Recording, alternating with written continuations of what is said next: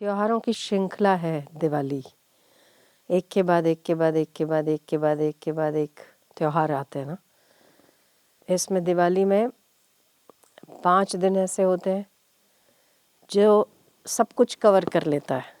आपकी पूरे जीवन में जो कुछ चाहिए, जीवन को जीने के लिए जो कुछ चाहिए, वो सब कुछ इन 5 दिनों में आपको प्राप्त होता है। मतलब उसमें आप उसकी उपासना करते हो। जैसे धन, तो लक्ष्मी की उपासना करते हो, ठीक है। समृद्धि, ठीक है। फिर मंत्र की सिद्धि, जो एक आध्यात्मिक जीवन को जीने के लिए आवश्यक है। कुछ लोग उसे तामस उसमें डाल देते हैं रुचि में, तो वो काली चौदश को वो जप सिद्ध करते हैं, जो तंत्र विद्या के माहिर होते हैं। पर जिन लोगों को तंत्र से ज़्यादा लेना देना नहीं है, उन लोगों का मंत्र भी सिद्ध काली चौदश को बहुत आराम से होता है। आपने कभी इस चीज़ का अनुभव नहीं किया होगा कि काली चौदस की रात्रि को अगर आप जप करते ना, तो आप में बहुत ऊर्जा पैदा होती है। शरीर गर्म होने लगता है, तपने लगता है। शरीर में ऊर्जा आपको लगता है कि आप बहुत समर्थ हैं, बहुत सामर्थ्यवान हैं। तो ये जो दिवाली की जो ये रात्रियां हैं, वो दिवाली की रात्रियां मनुष्य के लिए पूरी तरह से उसे सुखमय जीवन देने के लिए है। इसीलिए कहते हैं दिवाली की 5 दिनों को, जो 4 दिन हमारे मुख्यतः माने जाते हैं। देखिए, एक तो हर व्यक्ति अपने सुखद जीवन की कामना करता है, ठीक है। उसके लिए हम यम तर्पण करवाते हैं। यम तर्पण आपने वो छोटी सी पुस्तिका में भी पढ़ा होगा कि यमराज के निमित्त हम दीपदान करते हैं कि अकाल मृत्यु से सुरक्षा हो। पहले तो जीवन का उद्देश्य ही यह है कि मृत्यु अपमृत्यु नहीं होनी चाहिए। जीवन मिला है तो उसे सही ढंग से चलना चाहिए। अपमृत्यु, अकाल मृत्यु, एक्सीडेंट, बीमारी, रोग, इस समय मनुष्य नहीं जाना चाहिए। तो सबसे पहला तो ये लाभ प्राप्त होता है। दिवाली शुरू होती है और आप यमराज के निमित्त दीपदान करते हैं, ठीक है ना। यमाय, अगले दिन सुबह फिर आप यमाय नमः, विवस्वताय नमः, 12 प्रकार के मंत्र जो दक्षिण दिशा की ओर मुख करके बैठते हैं और 12 मंत्रों का उच्चारण करते हैं। तो हम अकाल मृत्यु से सुरक्षा हो, ऐसी यमराज को प्रार्थना करते हैं।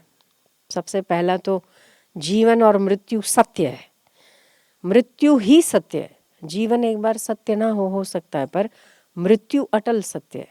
तो मृत्यु सुखद होनी चाहिए, ये जीवन की मांग होगी। तो उसके लिए हम वो कामना भी करते हैं। पूरे जीवन को जीने के लिए हमें पैसे की आवश्यकता भी है, तो वहाँ लक्ष्मी का पूजन भी हो जाता है। आध्यात्मिकता में, शौर्य में, शक्ति में जो व्यक्ति घर लेकर बैठा है, या जो व्यक्ति समाज को चला रहा है, जो व्यक्ति एक से अधिक व्यक्तियों से जुड़ा है, उसे बल, शौर्य और शक्ति की आवश्यकता पड़ती ही पड़ती है। चाहे आप आध्यात्मिक जगत में देखो, चाहे आप लौकिक जगत में देखो, बिना शक्ति के तो कोई कार्य सिद्ध होता ही नहीं। आप एक जो पूरे हैं, पूरे जो एक फिगर हैं, जो आपका 5 फुट का, 6 फुट का जो शरीर है, इस शरीर को चलाने वाली भी कोई ना कोई शक्ति है। बिना शक्ति के तो आप हाथ भी उठा नहीं सकते, ठीक है। तो शक्तियाँ कितने प्रकार की, सोचने की शक्ति, जानने की शक्ति, मानने की शक्ति, भोजन की शक्ति, पाचन शक्ति, याद शक्ति, हम कितनी जगहों पर शक्ति लगा देते हैं। शौर्य शक्ति, साहस शक्ति, बुद्धि शक्ति, कलम की शक्ति, है ना। तो जनशक्ति, बल शक्ति, कितनी जगहों पर हमें शक्तियों की आवश्यकता पड़ती है। एक जीवन को सफल बनाने के लिए शक्ति के बिना कुछ है ही नहीं। शक्ति है तभी जगत क्रियान्वित है। अगर शक्ति ना होती तो इसमें हिलने की ताकत भी ना होती। तो शक्ति, हम जब व्यक्ति मृत्यु को प्राप्त होता है ना, तब उसके शरीर में जान नहीं होती, तो हम कहते अशक्त शरीर हो गया है, इसमें शक्ति नहीं रही स्वयं उठकर चलने की या स्वयं को चलाने की। तो अशक्त व्यक्ति बस मृत्यु ही मानी जाती है। जो व्यक्ति अशक्त हो जाए, जब वो केवल आखिरी आखिरी की सांस गिनता हो, तब हम उसे कहते हैं कि बस अब तो इसमें ताकत ही नहीं बची है खुद को चलाने की, है ना। तो अब तो हे भगवान इसको ले ले, उठा ले तो अच्छा है, क्योंकि उसे न पाचन शक्ति है, न उसे स्वयं को ठीक करने की शक्ति है, न उसे समझने की शक्ति है, न उसे स्वयं खाने की शक्ति है, न जाने की शक्ति है। तो हम कहते हैं भगवान उठा ले, बहुत पीड़ित होता है। तो शक्ति के बिना पीड़ा प्राप्त होती है। अगर आप इस संसार में देखेंगे ना, तो जो कमज़ोर होते हैं, मन के कमज़ोर मन वाले होते हैं, मानसिक जिनकी स्थिति मजबूत नहीं होती है, जो साहसी नहीं होते, वो भी मरे हुए की तरह ही होते हैं। इसीलिए आप देखो, ये जो मेंटल हॉस्पिटल जो भरे पड़े हैं, उनमें याद शक्ति नहीं है, मानसिक शक्ति नहीं है, समझने की शक्ति नहीं है, तो कहाँ डाल देते हैं उसको? मेंटल हॉस्पिटल में डाल देते हैं। तो शक्ति का हमारे जीवन में कितना बड़ा रोल है, हम उसकी कदर नहीं करते। वरना शक्ति, तो इसी शक्ति को प्राप्त करने के लिए फिर हम काली चौदस है। इसी दिन धन की भी शक्ति प्राप्त होती है, इन 5 दिनों में मन की भी शक्ति प्राप्त होती है, अकाल मृत्यु से टलने की शक्ति भी प्राप्त होती है। अगले दिन नया साल आता है तो हम मीठा मुंह करते हैं, हम परिवार को परिवार से मिलाते हैं, मिलते हैं। स्नेह की शक्ति, जिसे परिवार की शक्ति कहते हैं, क्योंकि हम सामाजिक प्राणी हैं ना, अकेले जीवन नहीं जी सकते हैं। अकेले जीवन जीने वाले जो बहुत प्राचीन काल में आप गुफाओं में, गिरी में, कंदराओं में देखे पाए जाते थे, जो हिमालय से नीचे नहीं उतरते थे, उन्हें किसी और व्यक्ति की आवश्यकता ही नहीं पड़ती थी। वो अपना अकेले जीते थे, अकेले समाधि में रहते थे। हम लोग संसार में रहते तो हमें सबकी ज़रूरत पड़ती है, हमें परिवार की आवश्यकता पड़ती है। तो दूर दूर के रिश्तेदारों को भी हम स्नेह से मिलते हैं।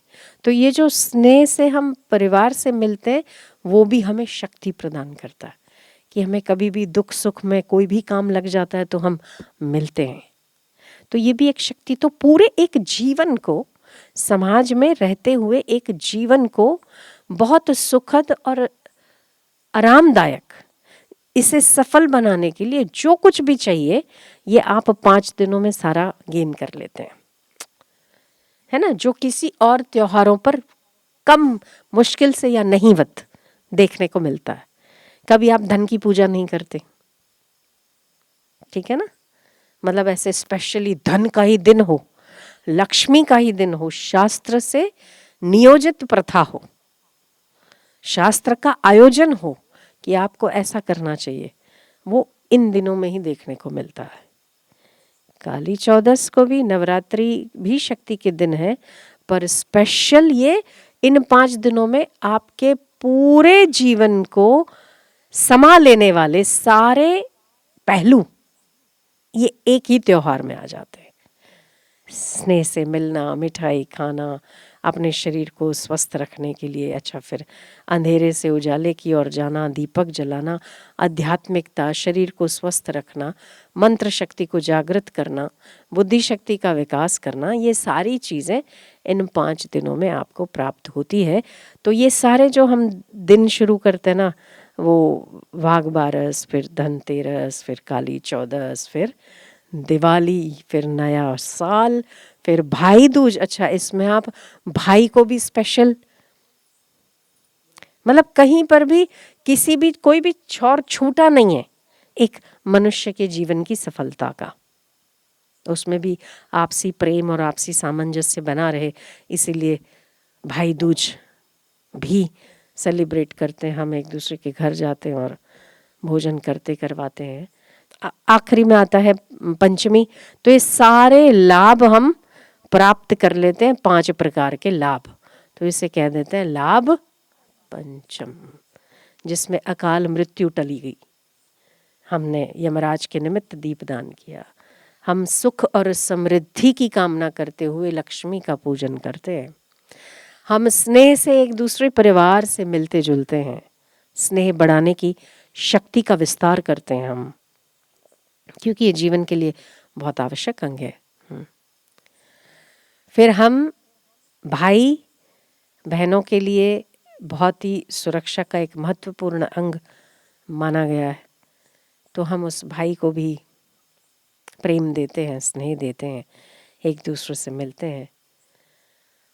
और पांचवा, हम आध्यात्मिक लाभ प्राप्त करते हैं मंत्र की सिद्धि करके, दिवाली मनाकर। इसके पीछे कई कथाएं भी हैं कि राम जी जब घर आए, अयोध्या लौटे तो दिवाली मनी। तो हम इन 5 दिनों में शुभ दर्शन भी करते हैं, है ना। ये आध्यात्मिक लाभ है। तो ये 5 प्रकार के जो लाभ है उसे हम लाभ पांचम सारा हम घूम फिर के अपने जीवन को सुखी, स्वस्थ, स्नेह, परिवार से सामंजस्य सब कुछ प्राप्त करके लाभ पांचम को हम सारे पंचम लाभ को प्राप्त करके निश्चिंत हो जाते हैं। चलिए अब हम एनर्जाइज्ड होके काम पे लगते हैं, है ना।